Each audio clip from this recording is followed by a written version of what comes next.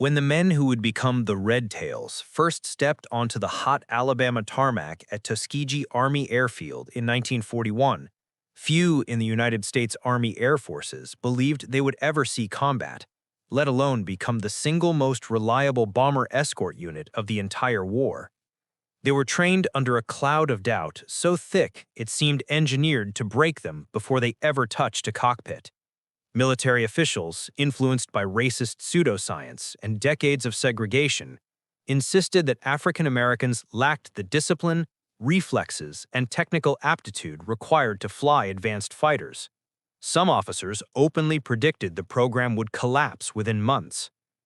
Yet the men who arrived at Tuskegee, many of them college graduates, athletes, mechanics, and engineers, carried something far stronger than the prejudice stacked against them: an unshakable determination to prove every skeptic wrong.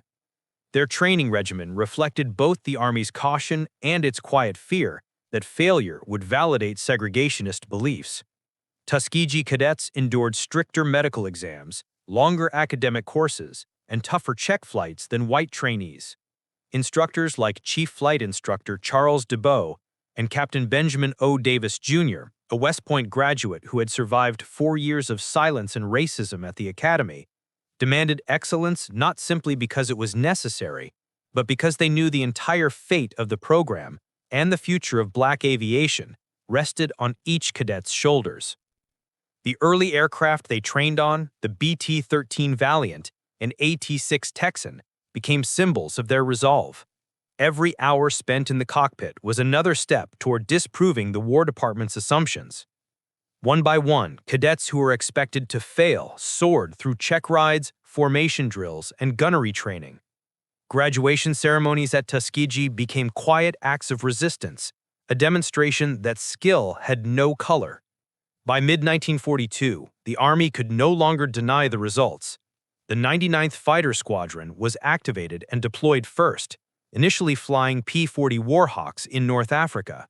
Their early missions were not glamorous: ground attack sorties, patrol flights, and secondary roles that kept them away from the large-scale air battles raging over Italy and the Mediterranean. Critics back home seized on every minor error, weaponizing it as proof that the experiment should be shut down. But the pilots who would later form the core of the 332nd Fighter Group, men like Lee Archer, Roscoe Brown, Charles A. Train Anderson, and Clarence Lucky Lester, ignored the noise.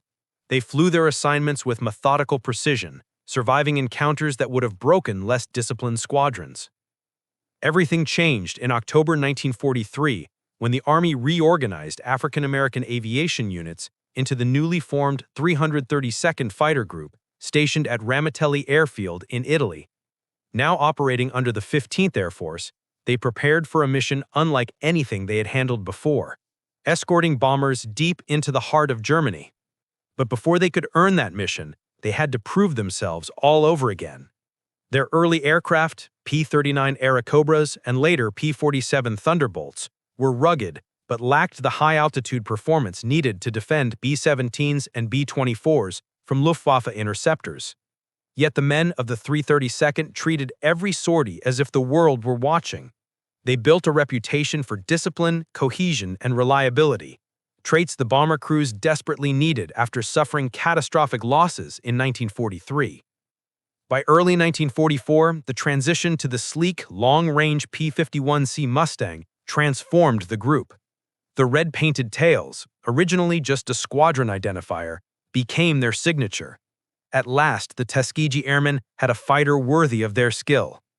But they also inherited the war's most demanding air combat job: protect bombers on 500 to 1,000-mile missions deep into Germany, where Bf-109s, FW-190s, and eventually Me-262 jets prowled for vulnerable heavy bombers.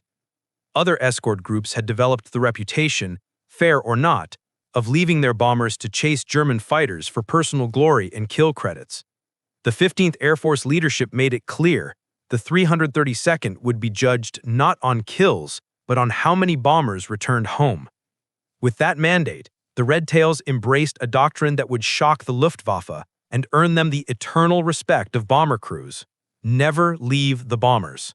No matter how tempting the chase, No matter how many kills they could tally, their duty was to stay with the formation at all times.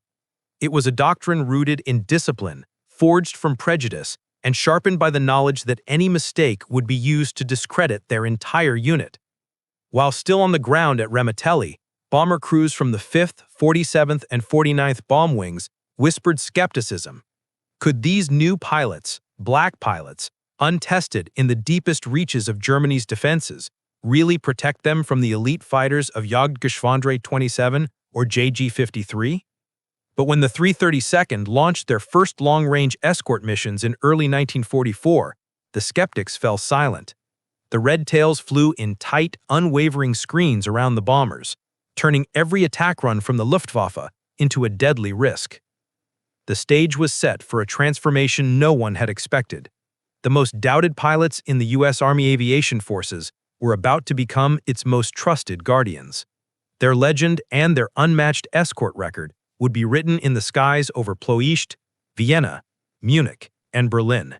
When the 332nd Fighter Group arrived in Italy in early 1944, the Allied bomber offensive was hanging by a thread. Every long-range strike deep into the Third Reich came at a staggering cost. Over the previous year, Luftwaffe interceptors had torn into bomber formations with brutal efficiency. Using coordinated head-on attacks, heavy cannon fire, and swarm tactics that overwhelmed American escorts. Many fighter groups, eager to score kills and gain personal glory, routinely chased enemy fighters far from the formations they were meant to protect. Each time they did, the bombers paid the price. B-17s and B-24s returned to base riddled with holes, if they returned at all. In the briefing rooms of the 15th Air Force, bomber crews spoke openly about which escort groups they trusted and which ones they prayed to avoid. Into this crisis stepped the 332nd Fighter Group, young, ambitious, and fully aware that the Army was watching their every move. For years, they had been judged by a different standard, doubted not for their flying, but for their race. Now they faced a mission where failure could doom thousands of bomber crewmen and confirm every racist expectation. But instead of bending under that pressure, the Red Tails transformed it into a razor-sharp purpose. They embraced a doctrine that was radical in its simplicity. The bomber comes first. From Remetelli Airfield, their P-51C Mustangs, sleek, long-legged, and freshly painted with a distinctive crimson tail, formed up around massive bomber formations rising from Italy toward the Alps. These were not simple escort tasks. Missions often required 6 to 8 hours of flight, weaving through flat corridors, climbing above 25,000 feet, and facing waves of Bf-109 G6s, FW-190A8s, and even twin-engine Zerstörer heavy fighters designed specifically to destroy bombers. While many escort groups broke away at the first sign of a German fighter, the Red Tails held tight. They stayed welded to the bomber stream, maintaining perfect spacing, altitude discipline, and radio control. Luftwaffe pilots diving in for the kill discovered that the Mustangs around the bombers did not scatter or chase. They pivoted as a single shield.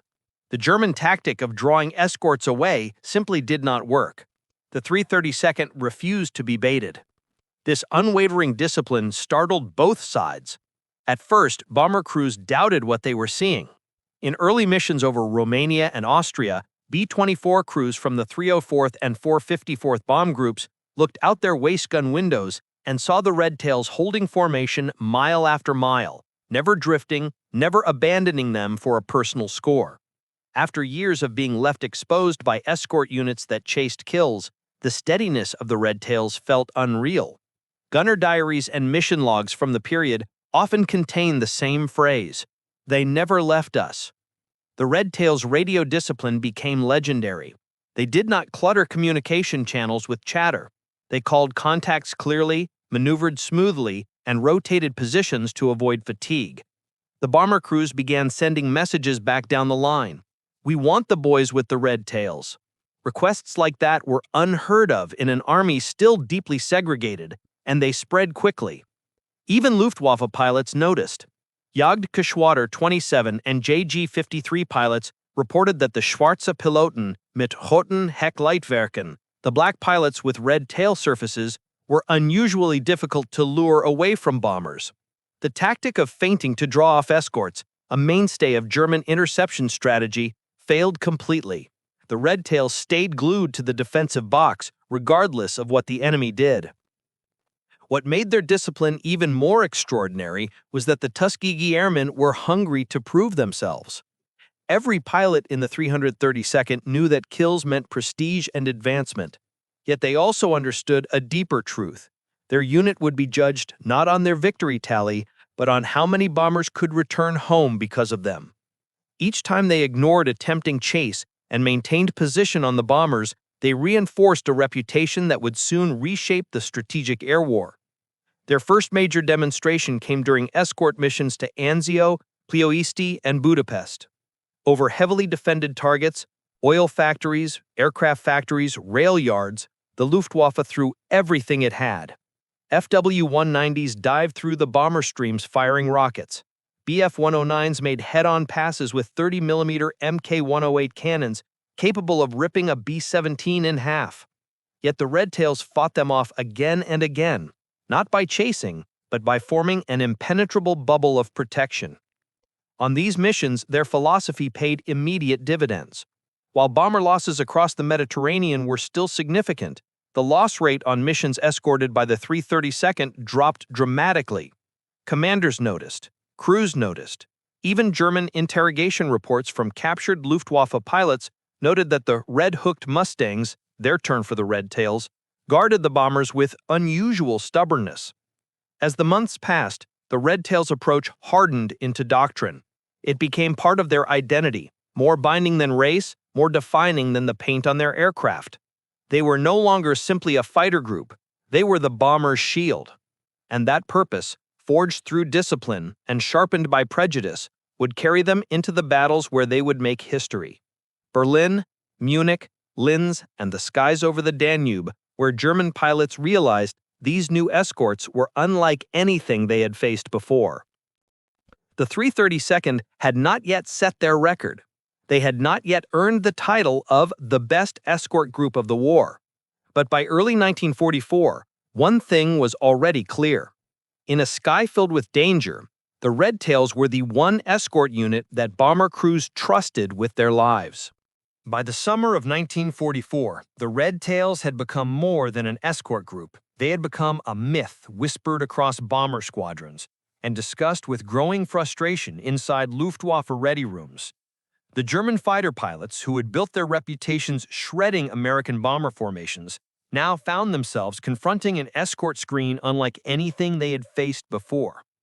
The 332nd Fighter Group did not behave like their counterparts. They did not scatter. They did not lose cohesion. They did not chase easy kills. They existed for one purpose alone: keep the bombers alive. And once the major air battles of 1944 erupted across Eastern Europe, Austria, Romania, and the southern German industrial belt, that purpose turned into a force that shocked every German pilot who tried to break them. The first defining moment came on June 9, 1944, when the Red Tails escorted bombers deep into enemy airspace toward Munich and Politz. The Luftwaffe, already strained by months of attrition, threw Bf-109Gs and FW-190As into the path of the 15th Air Force's bombers. Their intent was classic German doctrine: launch head-on attacks to break up the bomber boxes, then circle around to pick off crippled stragglers before the escorts could regroup. Except with the Red Tails, the escorts never left the boxes. When the first wave of German fighters dived toward the leading B-24 formation, the 332nd pivoted as a cohesive wall, forming what bomber crews later described as a moving shield with red-painted edges. The Germans expected the Mustangs to pursue the fleeing attackers, but the Red Tails stayed put, preserving the integrity of the defensive rings around the bombers. Several Luftwaffe pilots, stunned by the escort discipline, abandoned their planned second attacks entirely. For them, the realization dawned quickly: the normal playbook didn't work here. But the most famous moment came on March 24, 1945, during the Berlin mission, one of the most dangerous operations of the entire air war. Hundreds of B-17s and B-24s headed toward the German capital to strike rail yards and industrial targets. Berlin was still defended by hardened veterans from Jagdgeschwader 3, Udut, JG4, JG300, and remnants of JG7, which operated the world's first operational jet fighter, the Messerschmitt Me-262. Escorting bombers all the way to Berlin and back required discipline, range, and nerves of steel, qualities the 332nd had built their reputation on. What happened next became legend. As German jets soared in for slashing attacks on the bomber streams, the Red Tails positioned themselves to intercept. Captain Roscoe Brown, flying a P-51D, spotted a formation of Me-262s preparing to strike and dove on them with impossible precision. In a move that defied conventional wisdom, propeller-driven fighters weren't supposed to catch jets. Brown and his wingman closed in as the jet slowed during their approach. Brown fired a burst that ripped into the engine of one Me-262, sending it spiraling into the German countryside. This victory, along with kills by pilots like Charles Brantley and Earl Lane, sent shockwaves through the Luftwaffe. Losing an Me-262, Hitler's much-hyped wonder weapon, to a black fighter pilot was a psychological blow none of them forgot. But it wasn't just their encounters with jets that defined the Red Tails' growing legend. Throughout missions over Budapest, Vienna, Linz, Brooks, and Ploiești, the Luftwaffe repeatedly attempted to tear open bomber formations using massed FW-190 and Bf-109 attacks. Each time, the Red Tails met them with ferocious resistance. They pioneered escort formations that kept bombers covered from all angles. They rotated flights through choke points at the edges of the box. Their radio discipline was flawless, allowing them to shift positions instantly without confusion or wasted motion. German pilots soon began noting something unnerving. The Red Tails seemed to appear whenever the bombers were most vulnerable. Whenever a formation lagged, whenever a straggler drifted out of position, whenever German fighters attempted to isolate a crippled B-17 or B-24, a red-tailed Mustang would inevitably swoop in to intervene. Bomber crew tail gunners later wrote in their diary, "They were like guardian angels. They stayed with us even when everyone else broke off." That line echoed through dozens of mission reports. The Luftwaffe's growing frustration was captured in interrogation transcripts from German pilots.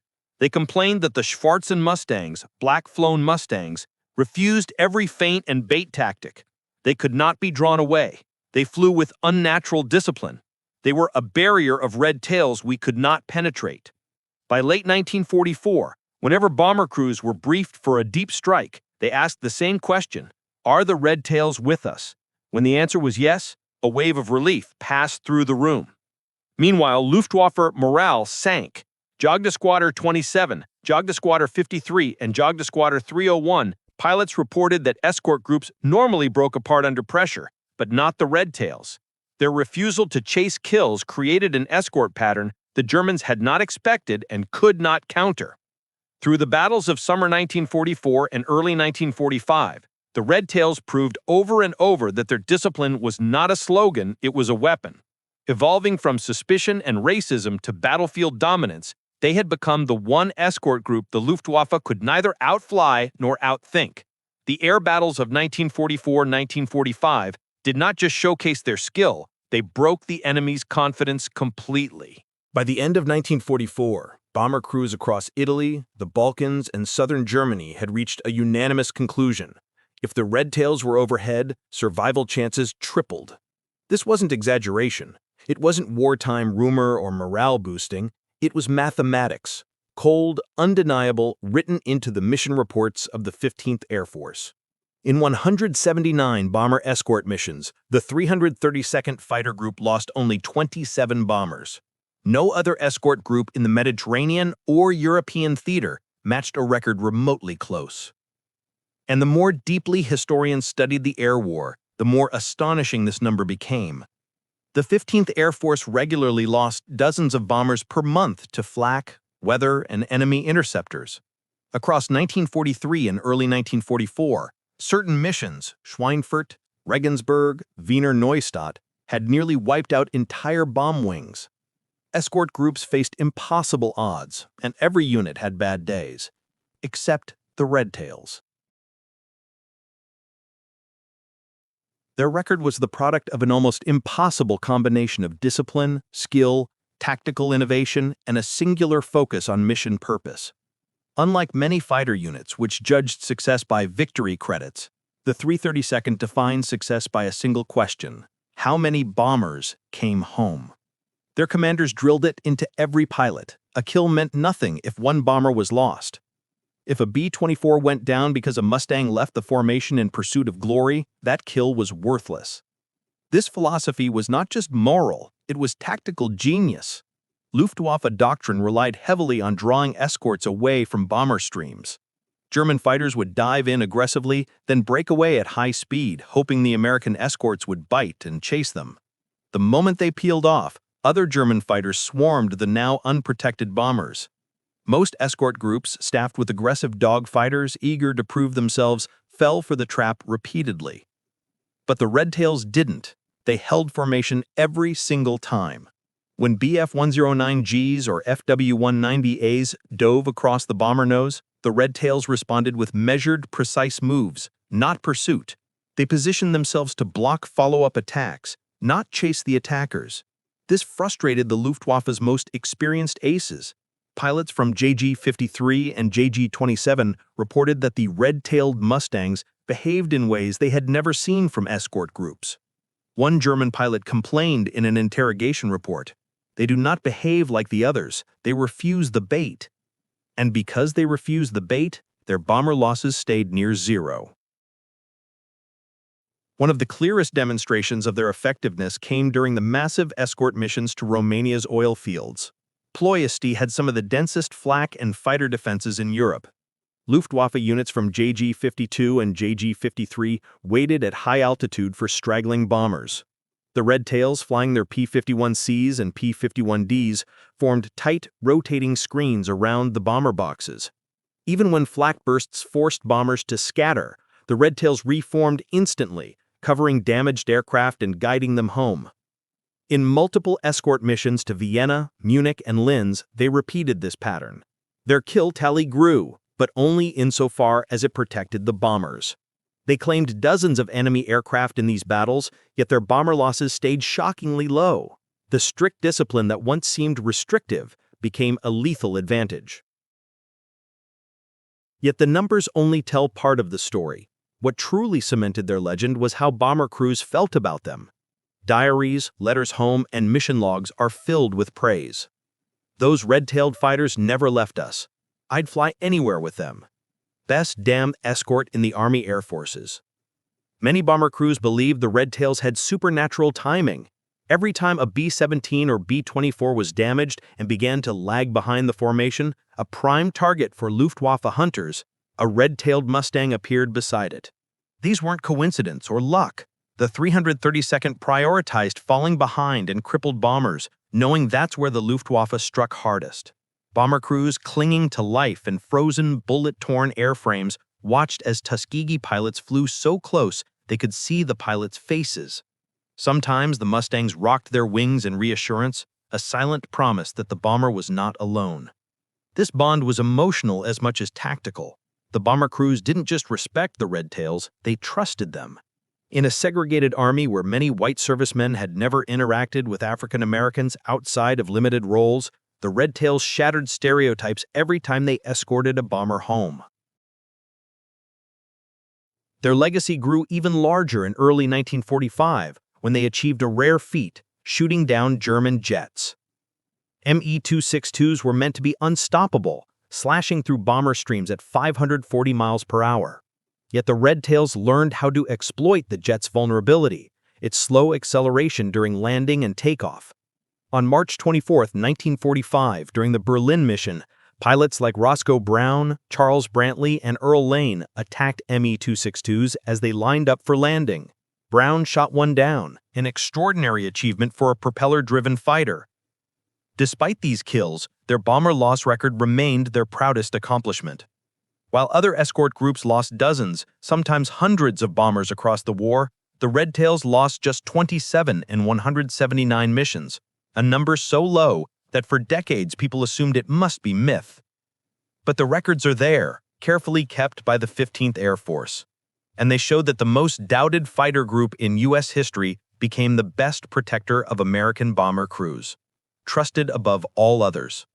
In the cold reality of statistics and the warm loyalty of the men they saved, no escort group in World War II earned a stronger reputation or a greater legacy. By the spring of 1945, as the European War neared its end, the Red Tails had already carved their legend into the skies. What began as an experiment, one many commanders expected to fail, had become the most respected escort force in the entire U.S. Army Air Forces. But the true measure of their achievement wasn't just written in mission logs or kill credits. It lived in the stunned reactions of the Luftwaffe, the grateful testimonies of bomber crews, and the irreversible change they brought to the American military itself. The German pilots who survived encounters with the Red Tails rarely forgot them. In interrogation reports collected by Allied intelligence, Luftwaffe pilots repeatedly remarked that the red-tailed Mustangs were unlike any escort group they had ever faced. They described their discipline as inhuman, their cohesion as unbreakable, and their refusal to be drawn away from bombers as confounding. One German officer captured near Linz summed up the sentiment perfectly. They guarded the bombers like they were made of gold. For the Luftwaffe, this was not merely frustration. It was a sign that their tactics, honed over half a decade of war, were being undone by a fighter group that had rewritten what an escort force could be. German fighters relied on exploiting escort mistakes. They needed escorts to chase. They needed chaos. But the Red Tails gave them nothing. Every time they approached the bomber stream, they found a wall of Mustangs flying with the precision of a machine. This psychological impact mattered. By late 1944, Germany had lost many of its experienced pilots, and the new ones entering combat had little time to train. To these young German flyers, seeing the red-painted tail meant that their odds of breaking through to the bombers had just dropped to nearly zero. It was a demoralizing sight in a war where morale was already collapsing. But while the Luftwaffe wrestled with the Red Tails' unexpected mastery, the bomber crews experienced the same phenomenon from the opposite perspective. For them, the appearance of the Red Tails in the distance, rising out of the haze as the formation approached its target, brought a surge of confidence no other escort group had ever inspired. Flying a bomber was a brutal, freezing, terrifying job. Flak bursts rocked the aircraft, cannon shells from FW-190s ripped through wings, and gunners often watched their friends disappear in explosions of smoke and fire. But whenever the Red Tails were present, bomber crews felt something they couldn't fully explain: safety. They wrote about it in journals. They told their families in letters home. They kept the stories alive for decades. During reunions long after the war, Mustang pilots and bomber veterans embraced like brothers, even when they had never met before, because both understood what the red-painted tail had meant. It meant survival. The 332nd Fighter Group never asked for recognition during the war. They didn't receive it either. Not from the Army, not from many commanders, and certainly not from a country still divided by segregation. But their effectiveness forced the military to confront a reality it had spent generations ignoring. Talent was not limited by race. The success of the Red Tails cut straight through the myth that African Americans were unfit for combat aviation. Every bomber saved, every escort mission completed, every aircraft returned home was another crack in the walls of prejudice that had shaped U.S. military policy. When the war ended in 1945, the Air Force documented the Red Tails' performance with clinical precision. Their record, only 27 bombers lost in 179 missions, became a statistical monument unbeatable by any other escort group in Europe. But the numbers only hinted at the deeper transformation they had ignited. In 1948, President Harry T. Truman signed Executive Order 9981, officially desegregating the U.S. Armed Forces. Historians agree on one thing. Without the success of the 332nd Fighter Group, that order might have taken another decade to arrive. The Red Tails had proven on the largest stage in the world that segregation was not only unjust, it was strategically foolish. Beyond military policy, their legacy shaped aviation itself.